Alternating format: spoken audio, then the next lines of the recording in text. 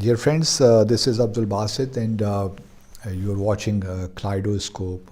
Today we would very briefly cover and talk about two issues. One is the human rights report issued by the US State Department, and the second is the deployment of S400 system by India in the Punjab province or the Punjab state.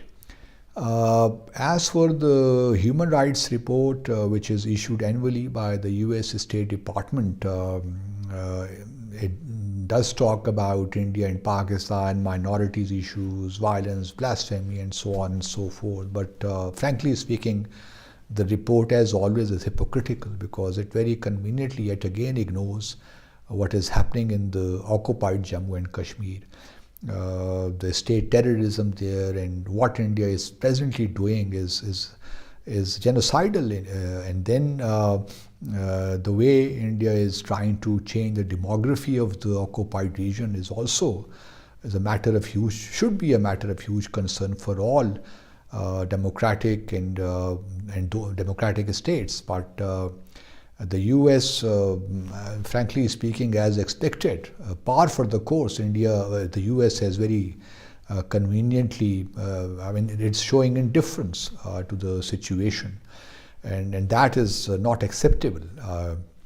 On the other hand, in India, if the world does not put enough pressure on India, India will continue pursuing its nefarious agenda in occupied Jammu and Kashmir, but the rest, the world must. They should not be harboring any illusions when it comes to the people of occupied Jammu and Kashmir. They will continue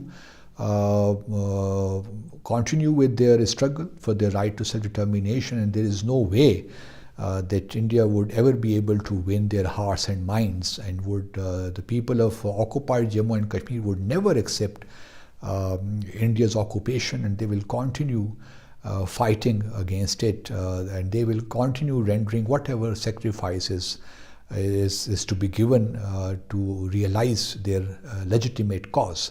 So the US should understand that how important it is that this dispute is resolved, and sooner the better for all of us, because this dispute now has become, the hostility between Pakistan and India is also an impediment. I think the biggest impediment to promoting regional economic cooperation and integration, and also I think affecting in different ways to bring about a viable peace in Afghanistan as well. So one would hope that the US would understand its obligations as a superpower. It cannot wish away easily what is happening in occupied Jammu and Kashmir, and would show some courage and take a realistic position rather than to be driven by its strategic and commercial interests. Secondly, the second issue, which is the deployment of S400 system, which has been provided, as we all know, that 5 systems would be provided to India by the Russian Federation.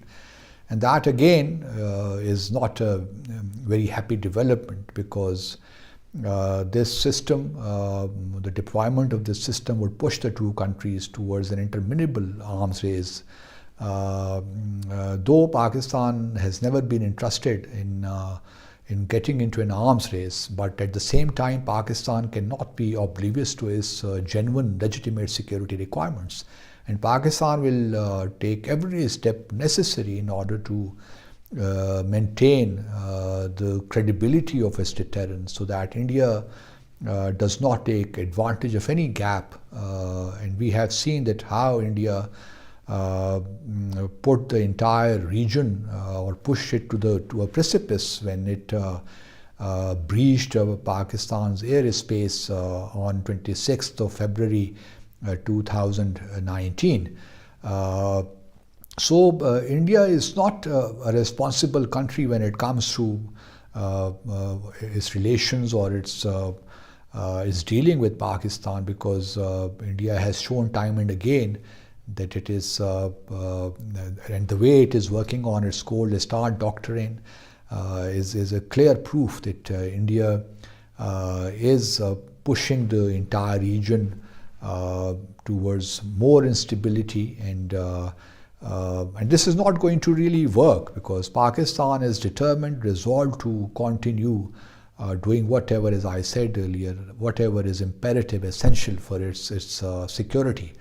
And hence Pakistan also test-fired a cruise missile with a longer range, and that shows Pakistan's unflinching resolve to maintain its deterrence against India. We do not have any offensive designs against India. Our nuclear program, our entire defense, our entire program is defensive in nature, and we do not have any aggressive designs against India. But at the same time, we would like the world to get involved into resolving the core dispute between our two countries. And the world cannot stay insouciant to what is happening to the people of Jammu and Kashmir, and they are being oppressed, and the situation is growing it's increasingly it's worsening by the day. So I think it is incumbent upon the world to take due serious notice of the situation there. And I would also appeal to the Russian Federation that though these are lucrative defense deals, but then it is no good news. It's not really good for the region, for South Asia as a whole. So we must understand that all these things are interlinked, and Pakistan, there was a time when Pakistan suggested to India to make South Asia a nuclear weapons free zone. Even after the region went nuclear, when India first conducted its nuclear tests in 1998, Pakistan came up with a regional restraint regime as well, and we even suggested a no war pact to India, but India jettisoned all our reasonable proposals. We also wanted South Asia to become a zero missile. No deployment of missiles here, or nuclear or ballistic missiles here, but India always spurned our proposals. So it is for the world to take notice of what India is up to, what India is doing. We all understand that the US is pursuing its strategic objectives against China and using India. But at the end of the day, all of us would suffer.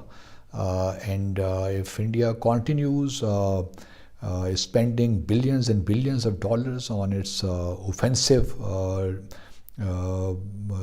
doctrine, then obviously Pakistan will have to take measures in order to defend itself. So one hopes that sanity prevails at the end of the day, but one is not very hopeful that the sanity would indeed prevail the way things are in the region and around the world these days. Thank you very much.